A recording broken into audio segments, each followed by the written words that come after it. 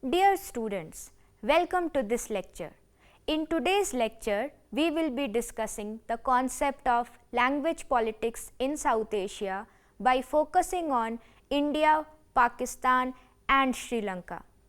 The lecture will comprise of following sections. First, we will be discussing in details the importance of language in the formation of nation and national identity.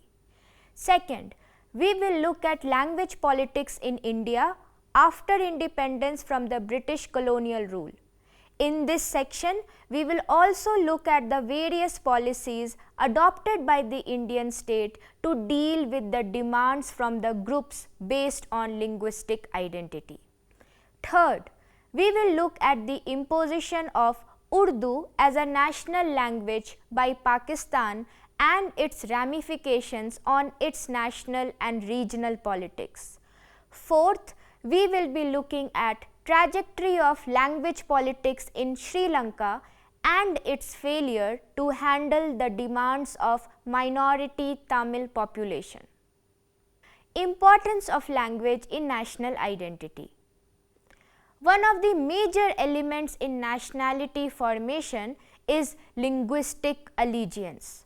The interface between linguistic identity and national consciousness is obvious because one cannot locate a historic nation which is not associated with a linguistic marker.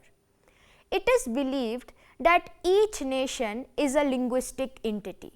For example, in Europe, the native speakers of French, German and Italian were Frenchmen, German and Italian. As expressed by Freeman, mankind instinctively takes language as the badge of nationality. But such a principle is only applied to the reality existing in monolingual nations which covered substantial areas of Europe. However, in this region, there were apparent exceptions like the Swiss and Belgian nations. Not only that, but English, Spanish, French and German languages crossed national boundaries. Common pattern world over is thus the reality of linguistic diversity. But at the same time, lot of scholars working in the field of linguistic politics have pointed out the merits of linguistic uniformity for the development of national identity. This was expressed by Rupert Emerson in the following statement. Leaving aside the fascinating, if unanswerable query as to the extent of which each particular language both mirrors and fashions unique pattern of thought and thus reflects and molds a distinctive national soul, it is evident that language is the primary instrument of social communication. The speakers of the same language develop a common bond and share a common store of social memories. It is through the language that society is able to establish a link with its glorious past. It is because of this that the mother tongue became almost sacred, the mysterious vehicle of all national endeavors. Some commentators argue that language is more important than territory when it comes to the question of defining a nation. For language provides the most immediate link among people and helps to establish well-defined boundaries. In fact, the boundaries between languages are clearer and more lasting. Davis states that a people without a language of its own is only half nation. It was believed by many that linguistic identity of a nation may remain intact even if its state boundaries are lost. A state may be politically or geographically divided, but its language does not break its promise. A nation remains intact if it maintains its distinctive linguistic traditions. Likewise, when language is placed face to face with religion in the question of nationality, the primacy of the former is distinctively discernible. The historical experience of the rise of nationalism in 19th century Europe coincided with the decline in the hold of religion. In contrast to this, there are scholars who believe that language does not automatically become the basis for making political distinctions. When language acquires institutional importance in some major domains of nationality like law, polity, and economy, it may assume political consciousness. Thus, the link between language and nationality cannot be taken as natural or God-given, based exclusively on people's faith and belief. This was further clarified by Sapir when he stated that a particular language tends to become the fitting expression of a self-conscious nationality. But such group will construct for itself a race which is to be attributed the mystic power of creating a language and a culture as twin expressions of its psychic peculiarities. Actually, the link is man-made but ascribed to supernatural forces in order to follow it. Thus, language gains relevance not only as repository of national culture but also as a matter of political, economic, legal, and educational interest.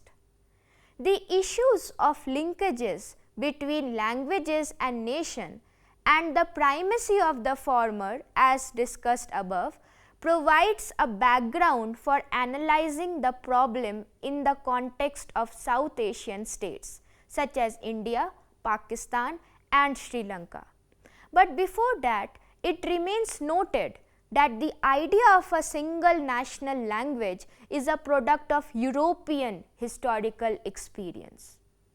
It does not essentially hold good for a large number of nation states in other parts of the world, South Asia included, where the reality is linguistic diversity rather than linguistic uniformity. Linguistic politics in India. India is a nation with linguistic diversity. In the post-independence era, a large number of linguistic regions started to compete with each other to impair a sense of national identity. It led to the reorganization of the states on linguistic basis. The demand for the reorganization of provinces on a linguistic basis has a linkage with the struggle for Indian independence. The Indian National Congress had ever since 1921 supported the idea of the creation in the British India of administrative units based on linguistic homogeneity. As early as 1928, the Nehru Report talked about the desirability of creating linguistic provinces, and this principle was subsequently included in the election manifesto of the Congress. Immediately after the independence in 1947, the first Prime Minister of India, Jawaharlal Nehru, on behalf of the Government of India, accepted in the Constituent Assembly the principle underlying the demand for linguistic provinces.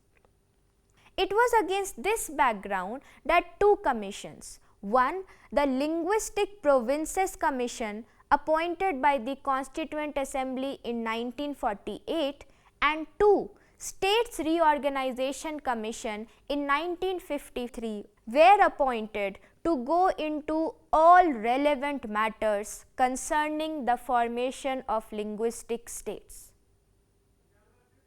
The idea of linguistic states rested primarily on the premise that these linguistic groups are sub-nations, and as such they are contracting parties to the constitution from which the federation and the center derive their existence and power. However, this question raised not only intense debate but attracted sharp reactions from various corners of the country. The cases for and against the formation of linguistic states were advanced. Several violent agitations and protests were launched to gain recognition for one's respective language. It was even seen coming with separatist tendencies, bringing back the memories of the partition. The Linguistic Province Commission wrote, "An autonomous linguistic province means an autonomous linguistic state, and an autonomous state means that its territories are inviolate. And if in a linguistic province the majority language group comes to regard the territory of the entire province as exclusively its own, the time cannot be far distant when it will come to regard the minority living in that province and people living outside it as not their own." The language issue in India did not subside after the reorganization of states on the basis of linguistic regions. The consensus on official language arrived at within the Constituent Assembly and the adoption of the Official Languages Act in 1965 could not conclude the debate. Given the complexity of the multilingualism, it was not very easy to deal with several emerging issues involving language question in the post-independence India. Some of the unresolved subjects included question of national language, official languages of the Union and the states, link languages between the state and the Union and among the states. There was also question about the language of medium of instruction in educational institutions. One way to provide the solution to these issues came up with the reorganization of states on the linguistic basis. Another way that was adopted by the Indian state was bestowing the national status on all the major regional languages through their inclusion in the Schedule 8 of the Constitution. Though the reality is that even today, many languages spoken by large sections of people and recognized by the Sahitya Academy have still not gained the honor of being designated as national language. The most intense debate has been on the issue of the official language of the Union and the states. The problem has been solved at the level of the states, but it is only partially resolved at the national level. Immediately after the independence, this debate had aroused one of the keenest controversies even during the Constituent Assembly, where the central debate was confined to the issue of English versus Hindi. During the colonial rule, it was the English language which was adopted for the official correspondence and medium of instruction in higher education, which in many ways also served as a force for national unity among Indians from different regions. But after independence, it was seen more as a colonial legacy which independent India wanted to get rid of. Hindi, being the major language in several states, emerged as a strong contender for acquiring the status of official language. Though at the beginning it was thought to be replaced by Hindustani.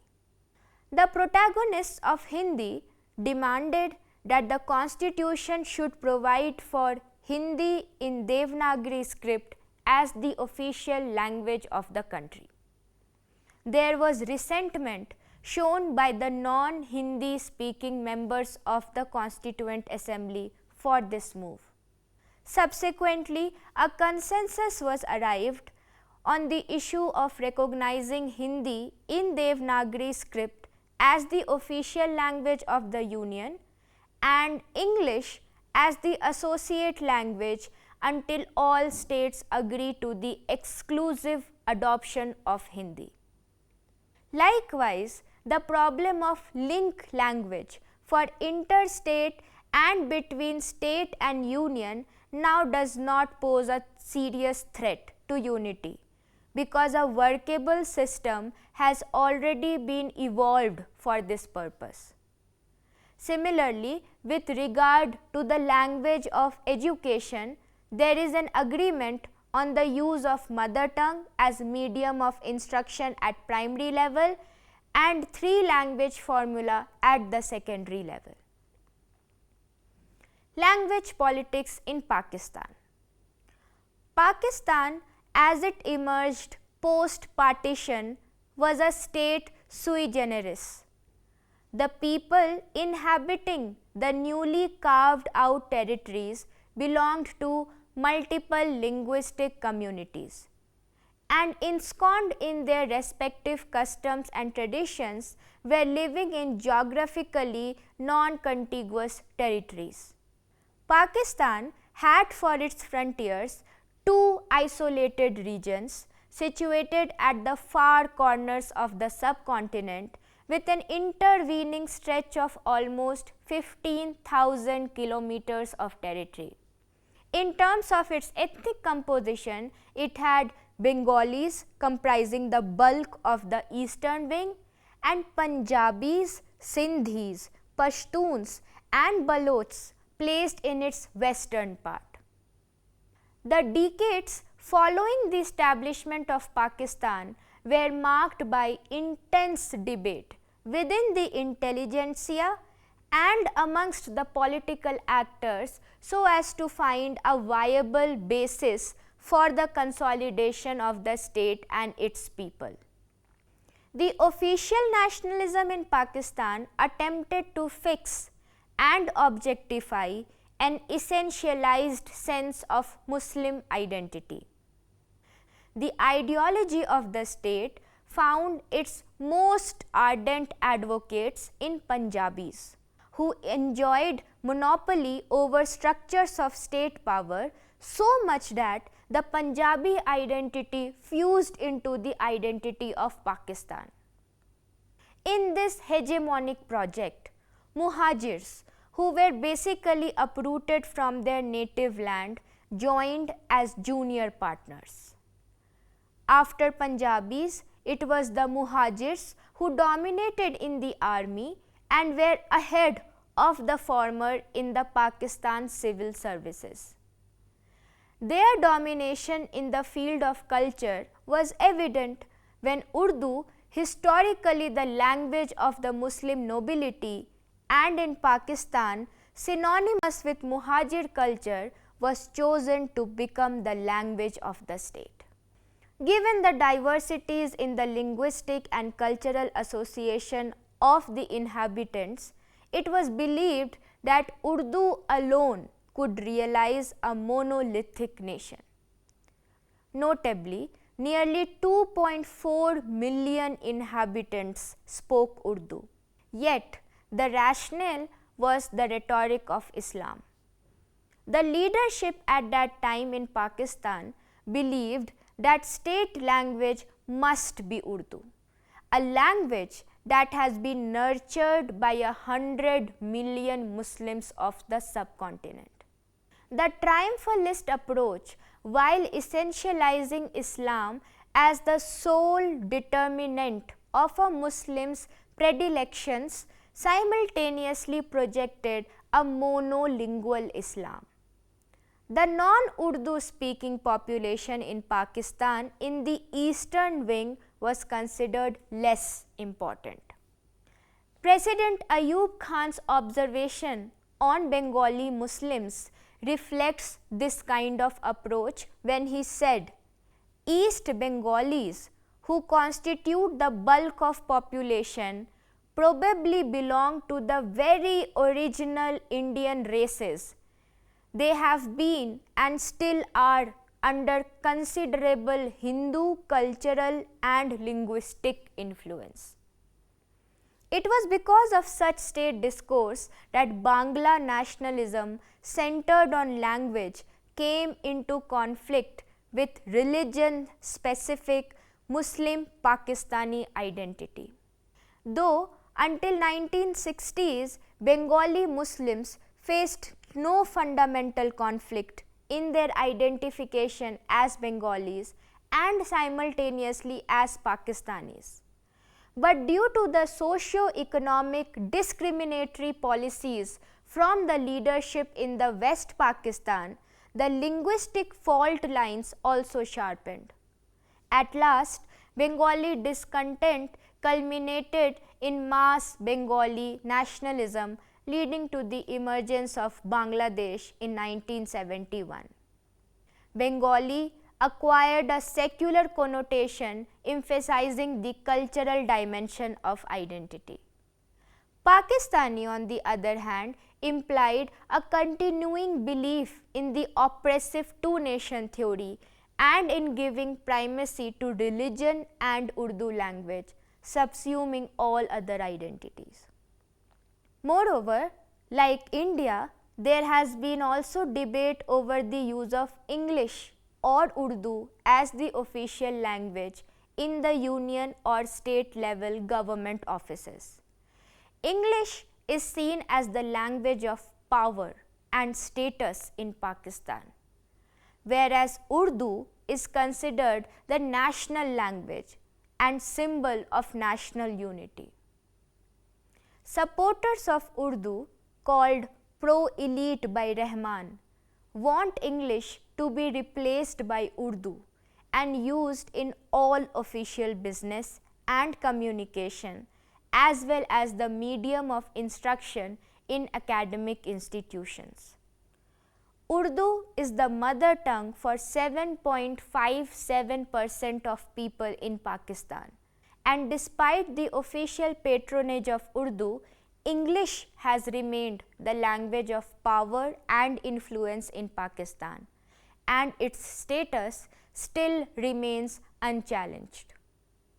While pro-elite supporters seek a greater role for Urdu in the name of national interest and unity, ethno-nationalists want regional languages to flourish and to be used as the medium of instruction and official business in their respective provinces. The reality in Pakistan vis-a-vis languages is that while Urdu flourishes because of official support, regional languages, that is Punjabi, Sindhi, Pashto, Balochi, Saraiki, are neglected and do not get official patronage in education at any level, but especially in higher education. Language politics in Sri Lanka. Language rights have played a central role in the struggle for power and resources between the Sinhalese Buddhist and the Tamil Hindu and Tamil Muslim communities in post-colonial Sri Lanka. Until 1954, the main political parties had a unified approach that Sinhala and Tamil should substitute English as the official languages. However, some politicians were of the view that it would be easier to replace English by Sinhala only, since the Sinhalese represented over 70% of the country's population. The goal of these politicians, who represented the Sinhalese nationalists, was to control the institutions of state power and to enshrine a structure of ethnic hierarchy grounded in the preeminence of the Sinhalese Buddhist majority community. The 1956 election coincided with the 2500th anniversary of Buddha's death, and the Sinhala-only advocates such as Jatikha Sangha Sammelanaya, National Sangha Conference, exploited the fervor surrounding this event by emphasizing the unique Sinhalese religio-linguistic identity. In this socio-political atmosphere, the state of Sri Lanka adopted Sinhala-only Act in 1956, making the language of the majority as the dominant language in other aspects of everyday life. With the adoption of the 1956 Sinhala-only Act, Ceylon implemented a hegemonic language regime, making the knowledge of Sinhala a precondition to entering the public service and to obtaining a promotion, effectively choking off Tamil entry into the public service. The Act not only marked the beginning of increasingly discriminatory policies and attitudes against Tamil-speaking minorities, but blocked the Tamil quest for continued socio-economic progress and led to Tamil mobilization against the state. The Tamil mobilization against the state after the adoption of the 1956 Sinhala-only Act led to a satyagraha in parts of the country. This Tamil mobilization was followed by anti-Tamil ethnic rights that underlined the combustible nature of linguistic nationalism in a plural society. This prompted the government to negotiate a settlement with the Tamil political leaders of the federal party that took the form of the Bandaranaike Shelvanayagam Pact in 1957. This pact provided for the transfer of powers to regional units and the recognition of Tamil as the national language of a minority, introducing the Tamil Language Special Provisions Act for the use of Tamil in prescribed administrative activities in the northern and eastern provinces. It could not last long, as the Sinhalese extremist groups and the omnipresent Sinhala Buddhist clergy were opposed to the pact and launched another round of riots which forced the government to abrogate it. Even in the new constitution of Sri Lanka of 1972 upheld the validity of Sinhala under the Official Language Act.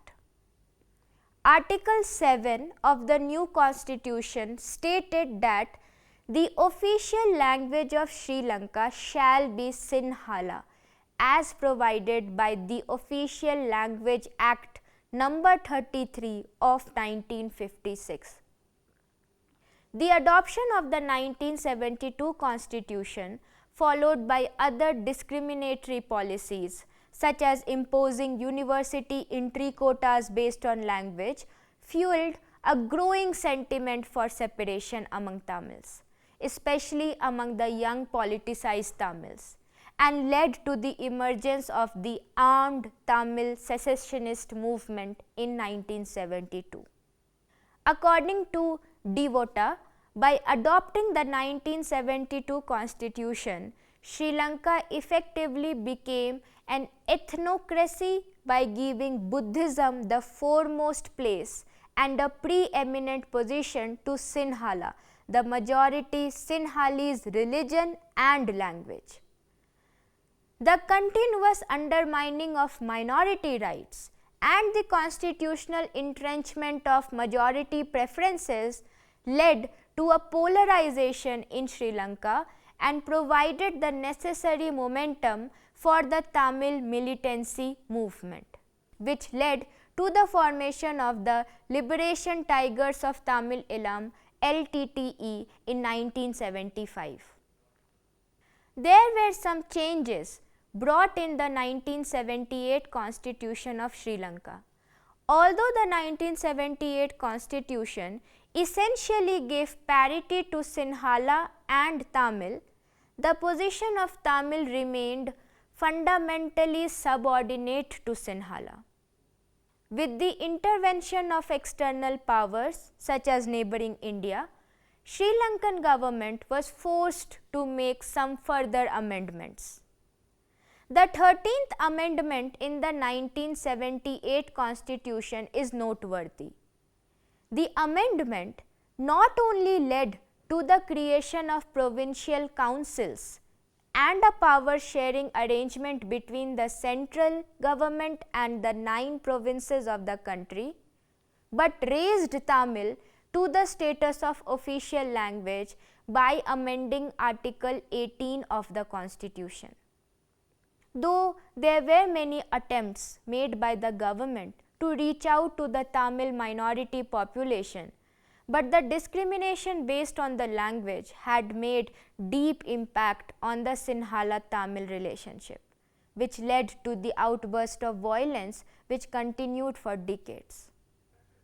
At present, while both Sinhala and Tamil are now constitutionally enshrined as national and official languages of the country, historical, institutional and political resistance factors still undermine the successful implementation of Sri Lanka's language policy and thus the effective building of post-war reconciliation. Dear students, I hope you have enjoyed the lecture on language politics in South Asia. Thank you.